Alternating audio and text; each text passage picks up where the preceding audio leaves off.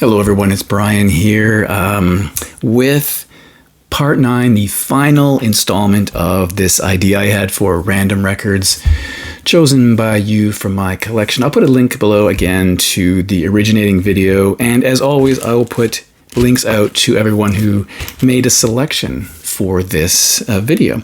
Just a note about upcoming videos. Early next week I hope to film a video that goes over some really excellent VCLT I just received from south of the border. I will also be showing some recent finds, which might seem surprising considering the amount of records I have recently shown from Toronto and Buffalo. And I will be continuing with the 200 favorite Canadian songs of all time. I have 110 songs left, so be prepared for that.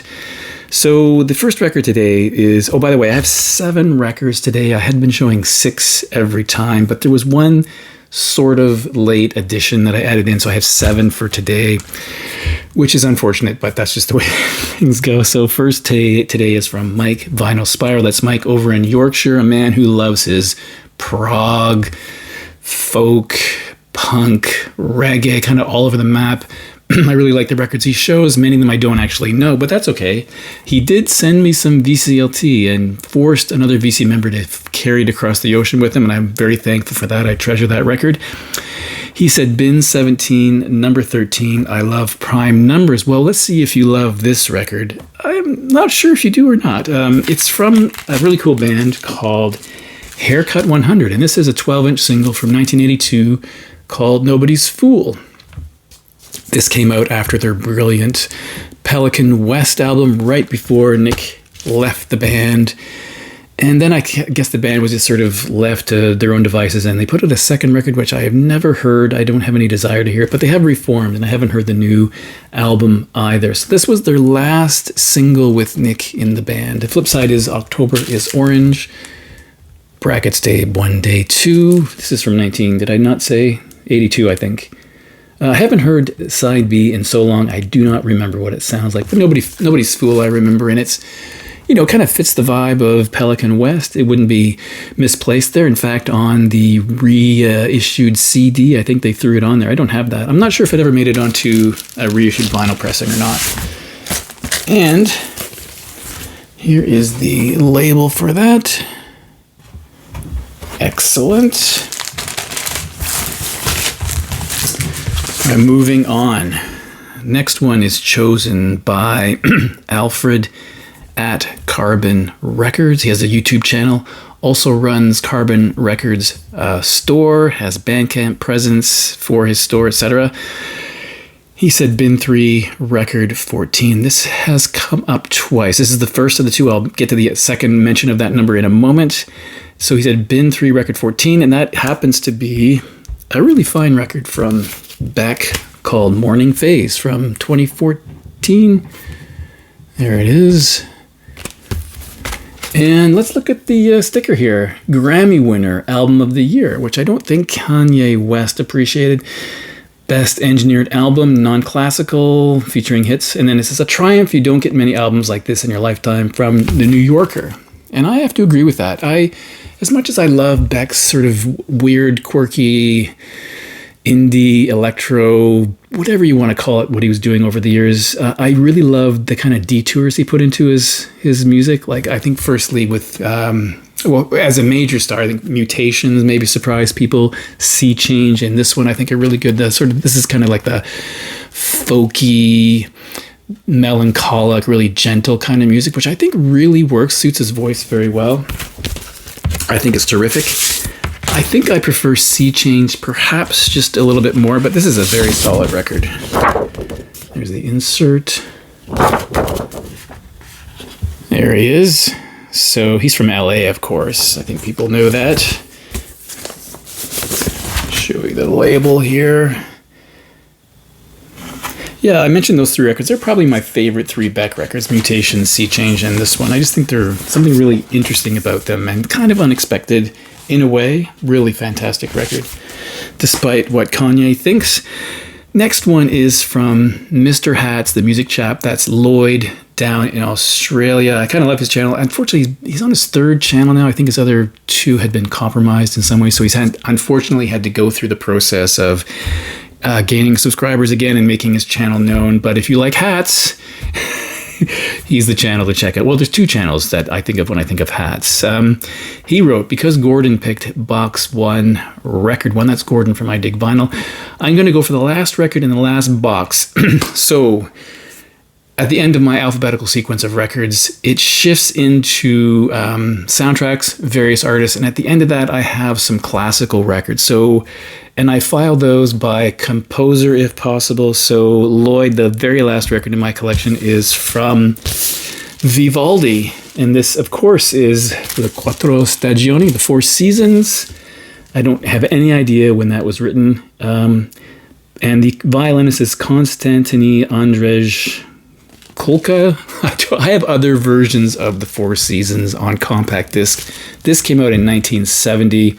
It is made in Poland. Actually, this has a date of 1969 on it. 1969. Might not be able to see that. Made in Preston, Poland. The only Polish record in my collection. This is a fantastic piece of music. I guess if there's a handful of classical music compositions that I think most people know. This is probably one of them. Eine kleine Nachtmusik might be another, but this is one that's perennially a favorite. I've seen it performed live with a different violinist, of course.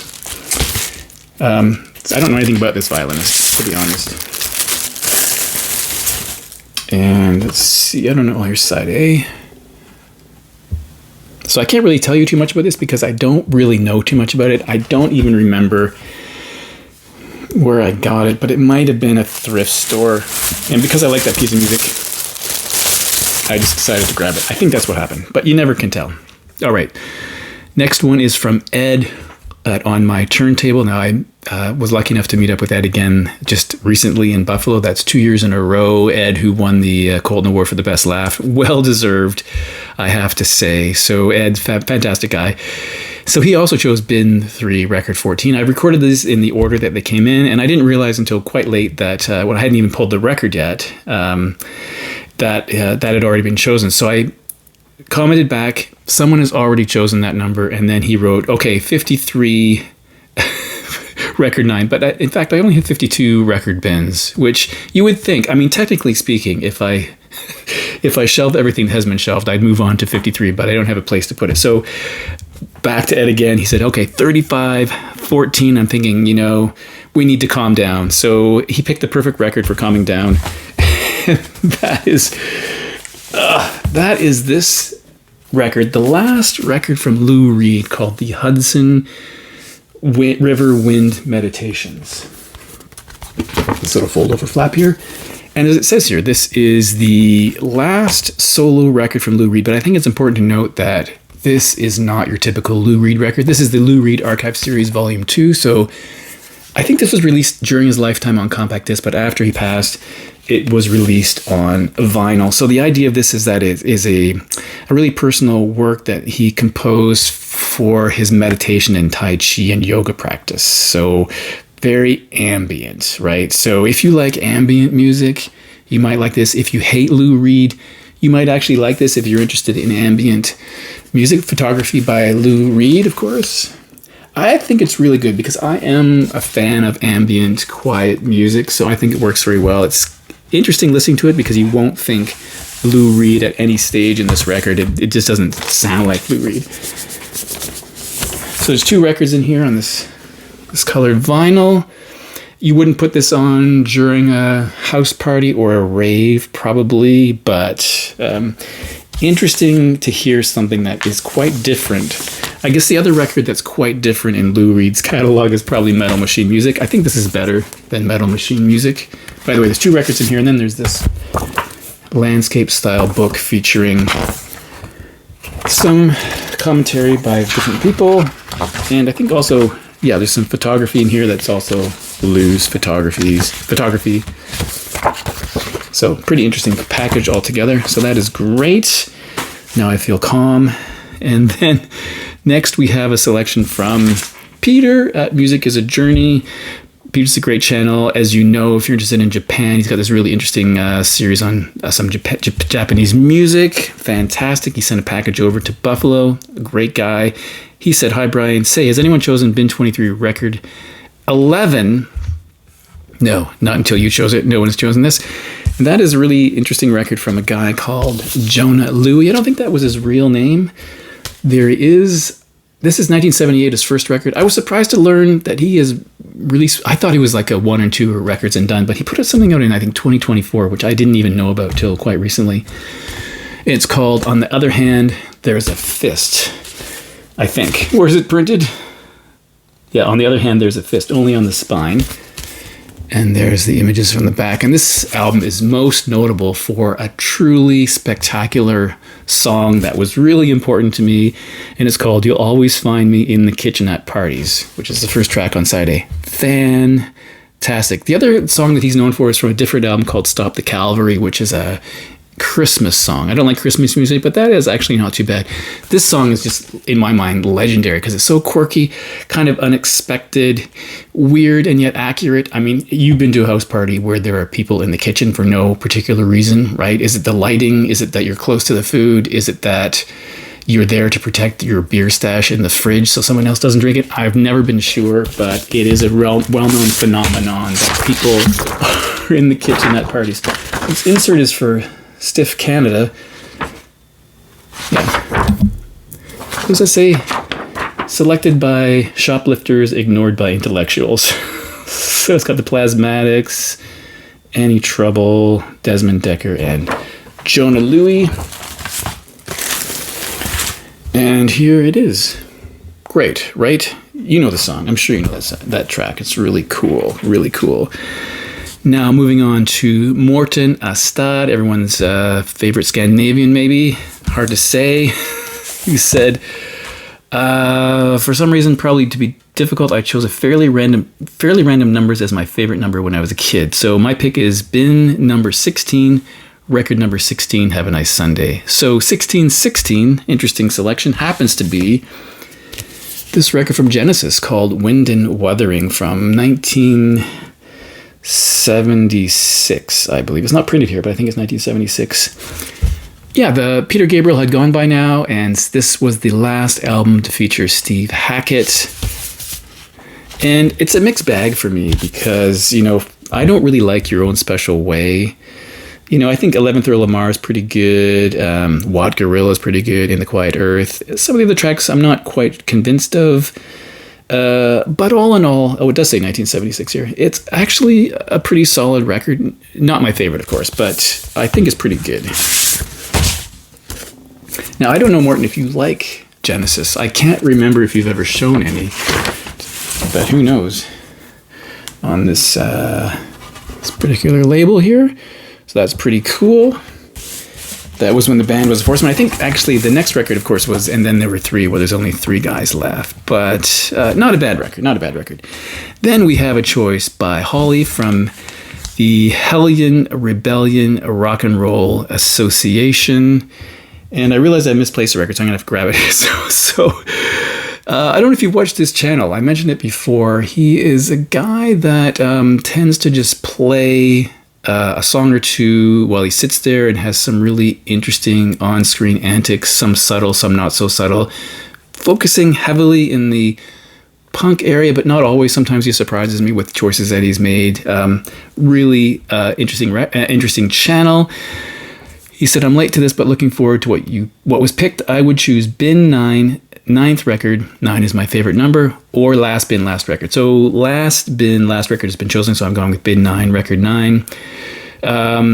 Anyway, so that is a record. I can't imagine this is something that's on your radar, but who knows? This is a record from Lloyd Cole, formerly of Lloyd Cole and the Commotions, called On Pain.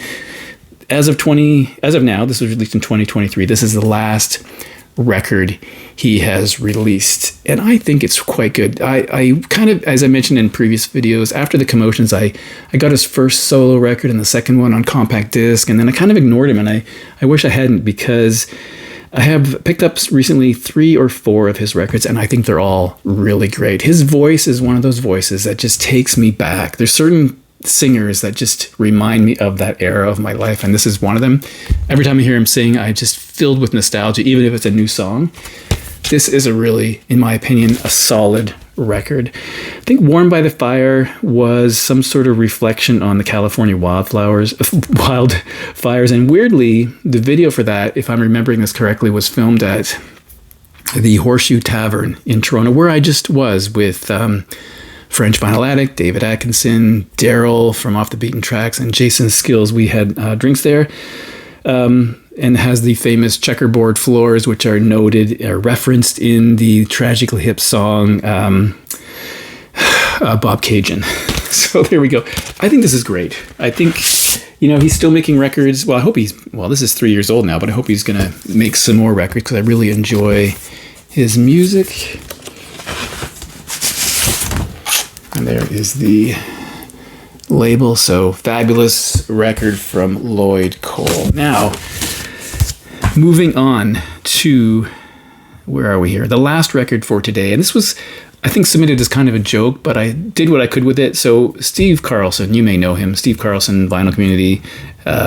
He said, okay, I want Cube 3 times 3 minus 2 times 2, an album 15 plus 22 minus 7 divided by 2. So by my calculations, that's Cube 4 and it's record 33.5. So I've rounded it up to 34, and I just have to dig out the record because I'm not sure where it got stuck below another record. So I'll be right back. Here it is. It just got under another record. And this is from a really interesting singer-songwriter, I would say, that I have a few records from and I really quite like, based primarily on one song I heard early on, and that is Bonnie Prince Billy, Lie Down in the Light. This is from 2008. He was in a band called Palace, I think. Of course, I think his claim to fame is having written I See a Darkness, which I immediately thought was just a fantastic track, but I think Johnny Cash improved it, and I think he re-recorded it. That's not on this album, by the way. This is subtitled, I guess, 12 Songs. Very strange album cover. And lyrics. I think all of his music is well worth listening to. Some of it appeals to me more than others. This is a fine record. I think it's okay. And here is the one side of it.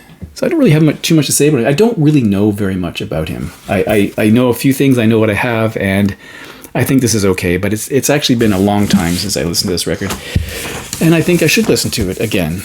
So that is it for the Random Records. It's a wrap on that, and I'll be back hopefully next week with some more stuff. Thanks for watching, and I'll see you in the next video.